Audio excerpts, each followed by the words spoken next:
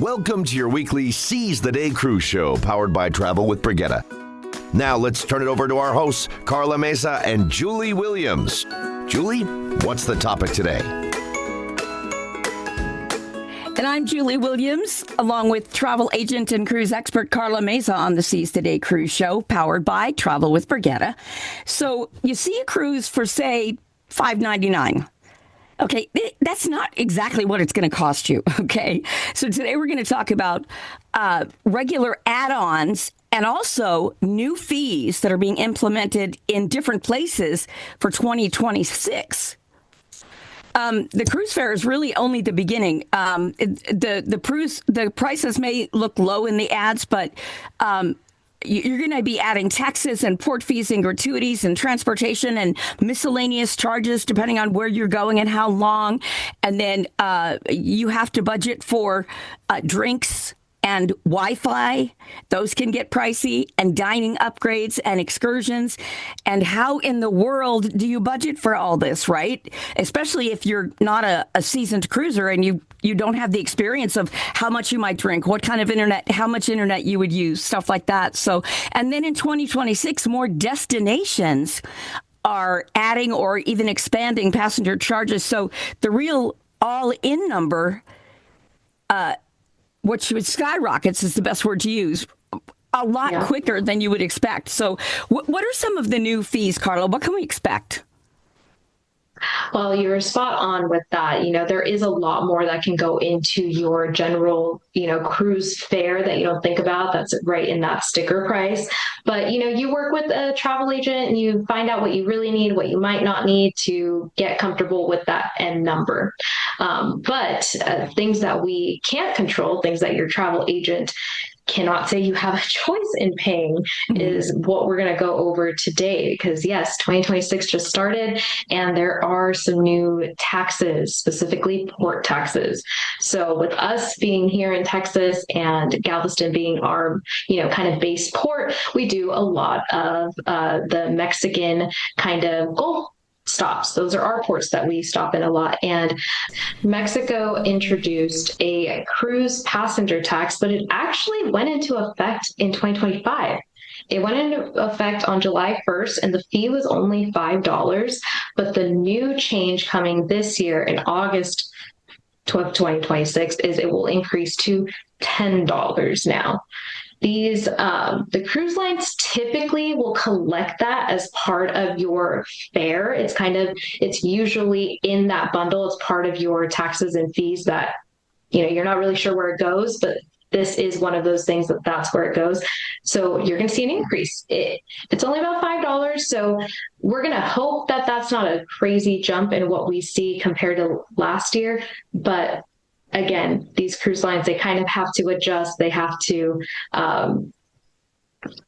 make sure that they're covering these fees because these are government mandated fees. Again, this isn't something that your travel agent can give you some advice on whether or not you need it. This has to happen. The cruise lines have to charge you these fees.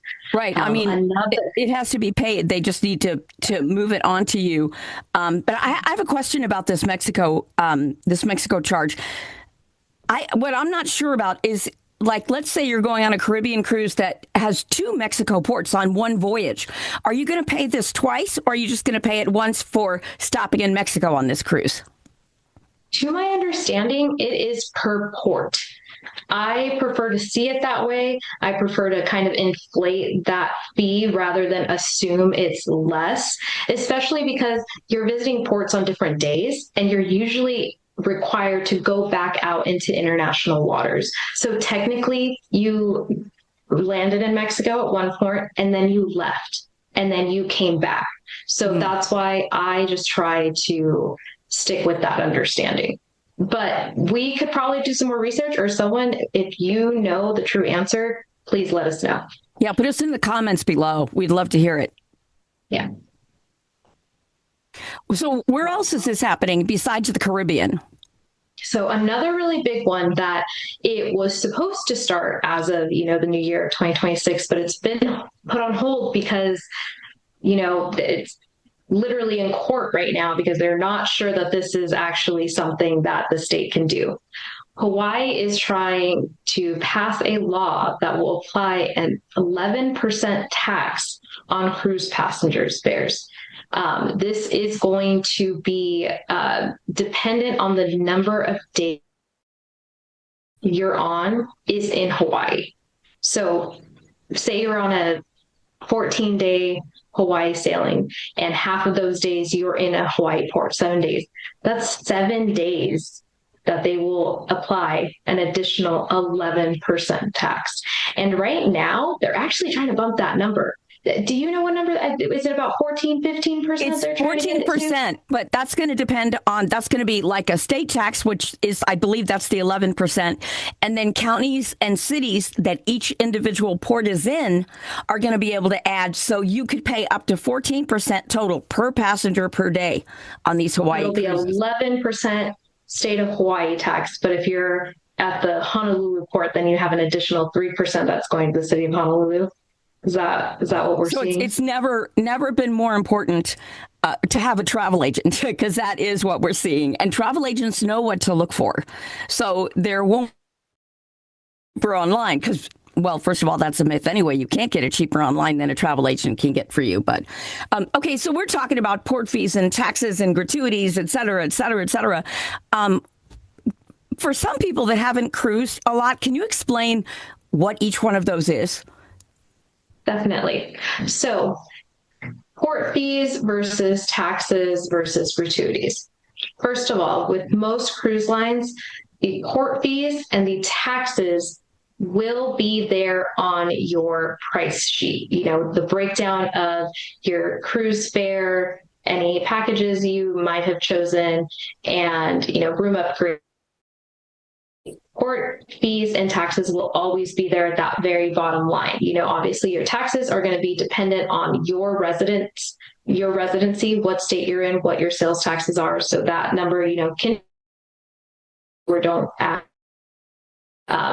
initial package. Port fees, again, port fees are dependent on what ports you're stopping at. If you're doing a 3-day cruise in the Caribbean, you know, just stopping one time in like the Bahamas, it could be pretty low. If you're doing a 14-day, you know, through the Panama Canal, you're stopping at 10 different ports, that number is probably going to be higher for sure. So that's what this numbers. Your gratuities is totally separate for most cruise lines. For most cruise lines, you do have to choose to prepay your gratuities and add that to your grand dollar number.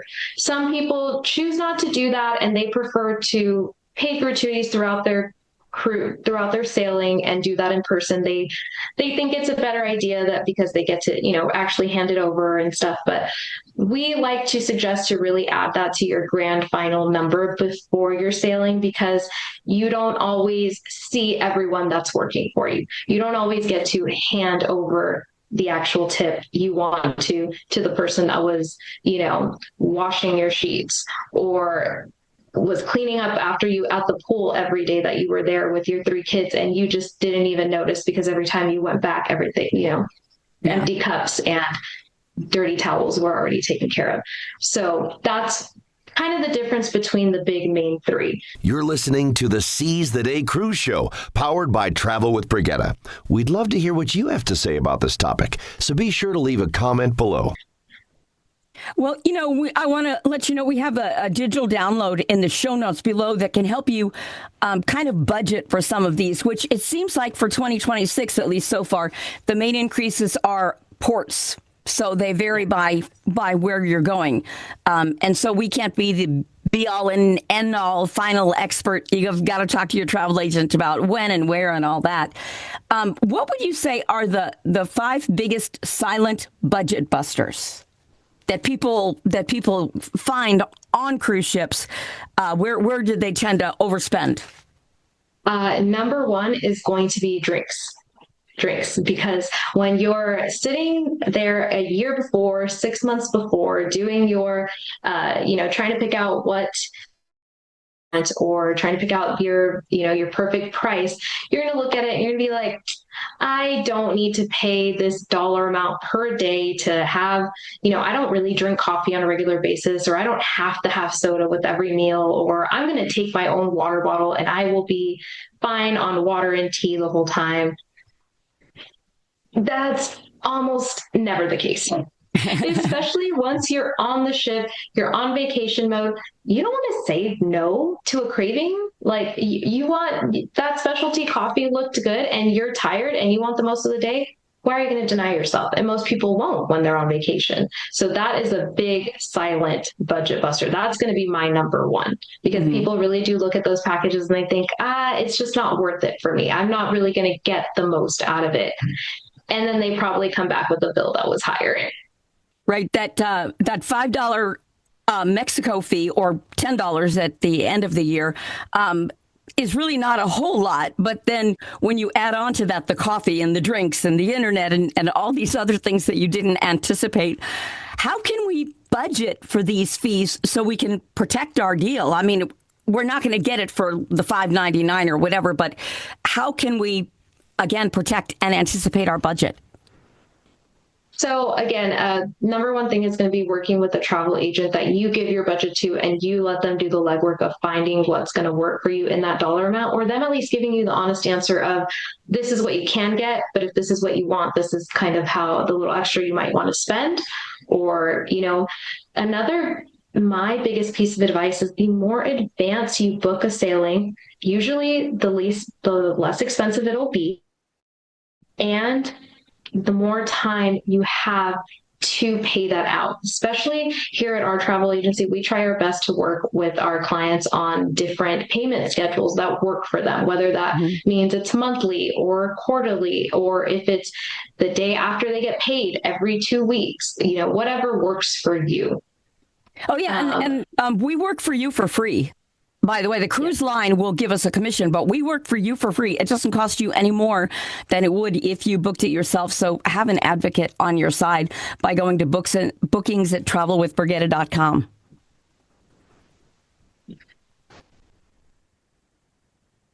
Okay, give us a quick recap on the cruise cost, kind of a cruise cost clarity checklist. How do we approach this? Just sort of a recap of what we talked about today. Yeah, definitely. I know it's really easy to kind of see an ad that says $199 for 3-day cruise. And you're just like, cool, $200. I have that. I'll pay that right now. And then you kind of, that's twice as much as I thought. Or more. Right. So yeah, definitely pay attention. Again, your cruise, the sailing is going to depend how long it is. Expect higher fees and taxes to add to that final number. Again, depending how long it is, that's also going to determine your extras. Think about on a daily, if you're looking at a 7-day cruise, think about what your dollar limit for each day you're willing to spend on top of the cruise fare. So just like with any other kind of vacation, sure, you might pay $800 for your flight and your hotel, but then you still have to think about your daily spending. That's not the whole budget. So it's the same thing with the cruise line. If you're going to add a beverage package or a Wi-Fi package or excursions, you have to still think about the additional cost per day you're willing to pay over just the fare. That's not the final amount you'll pay. It's just the reality of it. Mm-hmm. We would love to hear your input on, how is this going to impact you and your decision making? You can leave your comment in the notes below, the show notes. We would really love to hear from you. Thank you for joining us today on the Seize the Day Cruise Show, powered by Travel with Brigitte. We are Carla and Julie, and on behalf of the entire team here on the show and at Travel with Brigitte, we encourage you to seize the day. Bye. Thank you for joining us today on the Seize the Day Cruise Show, powered by Travel with Brigitte. If you enjoyed today's episode, you know the drill. Like, subscribe, and share. And don't forget to add your own 2 cents below. By the way, you can book a cruise 24/7 at bookings@travelwithbrigitte.com. Let us show you how we can get you a better value than you'd get on your own. And join us again next week on the Seize the Day Cruise Show.